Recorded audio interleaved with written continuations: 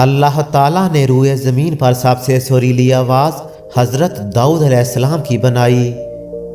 داؤد علیہ السلام جب زبور شریف کی تلاوت فرماتے تو آسمان پر اڑتے ہوئے پرندے بھی رک جاتے۔ اللہ تعالیٰ نے آپ کو یہ معجزہ بھی عطا فرمایا تھا کہ آپ لوہے کو ہاتھ میں لیتے تو وہ موم کی طرح نرم ہو جایا کرتا۔ اللہ تعالیٰ نے آپ کو پرندوں کی بولی بھی سکھا دی تھی۔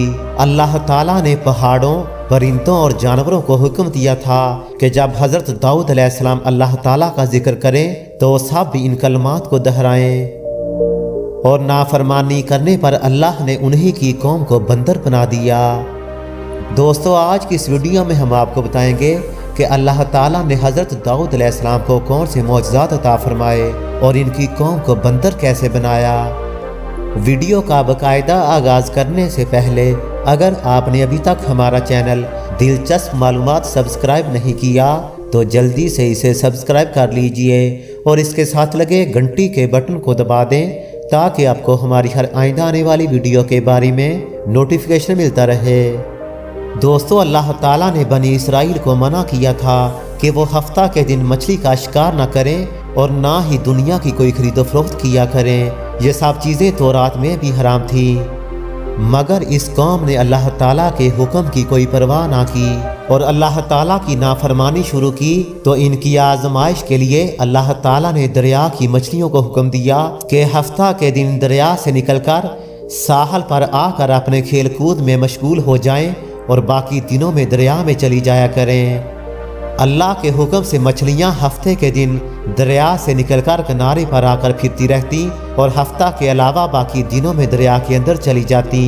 آخر یہودیوں نے ان کو دیکھ کر لالچ سے ایک ہیلا کیا کہ انہوں نے دریا کے کنارے پر نہر کھود دی اور وہاں اپنے جال ڈالے، کیونکہ ہفتہ کے دن مچھلیاں دریا سے آ کر کھیل کود کے بعد دوبارہ دریا میں واپس چلی جایا کرتی تھیں۔ آخر وہ سب ہفتے کے دن نہر میں جال ڈال کر رکھتے اور صبح کو اٹھ کر اتوار والے دن مچھلیوں کو اپنی ضرورت اور آرزو کے مطابق پکڑ کر کھا جاتے تھے، مگر مچھلیاں اتوار سے پہلے وہاں سے نکل کر واپس دریا میں چلی جایا کرتی۔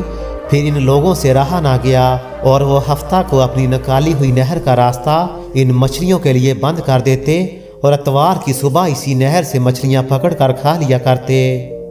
انہوں نے بڑی دانش مندی سے کام لے کر اللہ تعالیٰ کو چکما دینے کی کوشش کی، لیکن اللہ تعالیٰ کو ان کی تدبیروں سے خوب آگاہ تھا۔ ان لوگوں میں سے 3 فرقے بن گئے۔ ایک تو وہ لوگ تھے جو شکار کرتے تھے اور دوسرے وہ لوگ تھے جو باز آ گئے تھے، نافرمانیوں سے برابر منع کرتے رہے، اور تیسرے وہ تھے جو منع کرنے سے تھک گئے تھے اور منع کرنا بھی چھوڑ دیا تھا، لیکن وہ سب سے بہتر تھے جو برابر منع کرتے اور منع کرنے والوں نے شکار کرنے والوں سے ملنا چھوڑ دیا تھا اور کہا کہ کیوں نصیحت کرتے ہو ان لوگوں کو کہ جن کو اللہ ہلاک کرے یا ان پر عذاب الہی مسلط ہو۔ یہ لوگ سن کر آگے سے بولتے، تم ہم کو ڈرا رہے ہو، کوئی بھی ہمارا کچھ نہیں بگاڑ سکتا۔ جب وہ لوگ نافرمانی سے باز نہ آئے تو اللہ کا عذاب آ پہنچا۔ ایک دن صبح کو اٹھے تو دوسروں کی آواز سنی تو دیوار پر چڑھ کر دیکھا کہ ہر گھر میں بندر ہی بندر نظر آ رہے ہیں، اور ان کی کیفیت یہ تھی کہ وہ اپنے آدمی کو پہچان کر اپنے قرابت والوں کے پاؤں پر اپنا سر رکھتے اور پاؤں چاٹنے لگتے۔ بالآخر 3 دنوں میں یہ سب کے سب مر گئے۔ روایت کے مطابق مرنے والے ان یہودیوں کی کل تعداد 12,000 کے قریب تھی۔